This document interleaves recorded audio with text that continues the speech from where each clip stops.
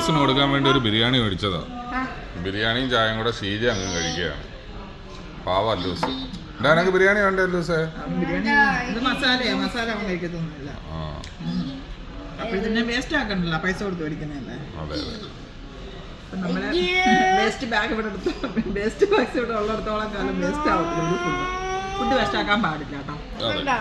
അപ്പൊ ഇത് കഴിച്ചിട്ട് ഇനിയിപ്പോ അല്ലൂസിനെ ട്യൂഷൻ ആകണം. എടാ ട്യൂഷൻ പോകുന്നില്ലേ? എന്താ ടീച്ചറമ്മ കേക്കട്ടെ. പറ എന്താ നീ ട്യൂഷൻ ആകാത്തതിന്റെ കാരണം പറ. ടീച്ചറമ്മ കേട്ടിട്ടുണ്ടോ ട്യൂഷന് പോകാൻ വേണ്ട?